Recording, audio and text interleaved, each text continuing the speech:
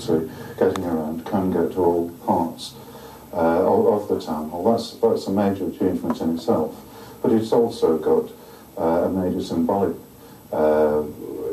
importance, because people can see what we've done to a very difficult building, and I think it raises people's awareness because of that. How a group of disabled activists got Manchester City Council to make their town hall fully accessible. More of that later. Stockholm for her holiday because of its accessibility. But if a group of disabled activists have their way, she might soon be choosing Manchester. We've got a campaign going on at the moment which is trying to publicise all the things we've done, and also try and take the message that disabled people have put forward through the City Council. Do we want access? And what we call in the Making Manchester Accessible campaign.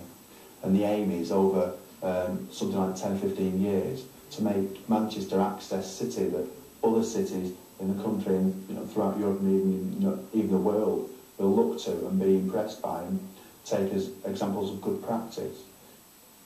This remarkable optimism is based on the success of the Greater Manchester Coalition of Disabled People in getting their Victorian Town Hall made fully accessible.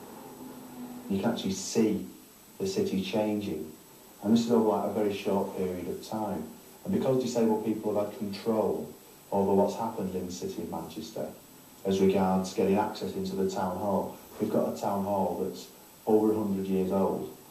It's built in a style that's raised up about 1.5 metres above ground level. It's a very, very difficult building to make accessible, but we've managed to do it. There is now full access into the entire Town Hall complex. And it's like a very important political statement to say that the nerve centre of local authority, local services, is now accessible to disabled people. And it's given disabled people something to focus on in the city, so that you can actually say, we've succeeded. There's absolutely no doubt that we've succeeded, because you can say, look at that ramp over there, look at this braille button on the left over here. You can actually see things and touch things that tell you that Manchester is changing. At some cost, not just the £1 million, but also in sensitivities. The town hall was picketed and the council accused of apartheid. Until I talked to disabled people, I wouldn't have thought of that if we put signs up outside the town hall saying no black people, people would quite properly have thought it was absolutely outrageous. But effectively, by not making buildings accessible for people in wheelchairs, you're saying exactly, you're making, if anything, a stronger statement to those people that it's invisible to other people. Because a lot of other cities have had very strong access movements, if you want to call it that, where disabled people put all their efforts into getting access, for example, into the town hall, and have never really got any further. But because the local authority has got such a commitment to building things like new homes and taking these services that are at the moment centrally based in the town hall out to localities, in neighbourhood offices. We've got buildings to improve nursery provision. It means a lot of building work's going on, not just in the city centre, but throughout the city, in all the outlying districts. I mean, the city is such a shape that you can be in the city of Manchester and live a good 20 miles outside the city.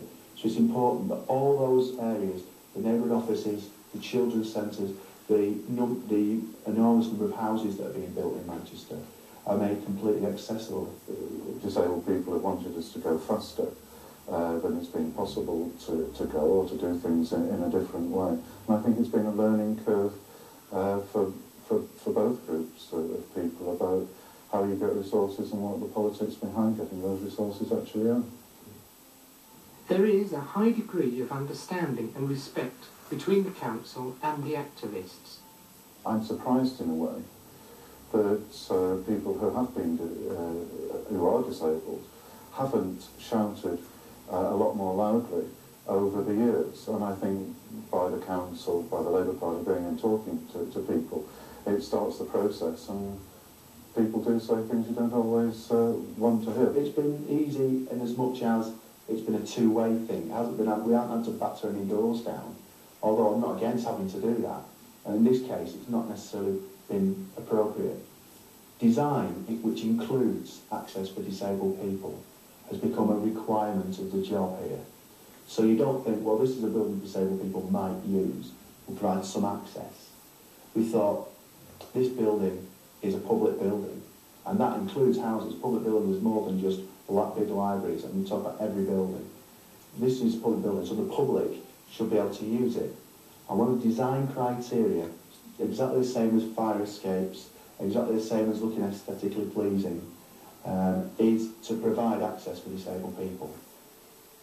If you'd like this month's information sheet, please write to Link, PO Box 44, London N1 9YJ.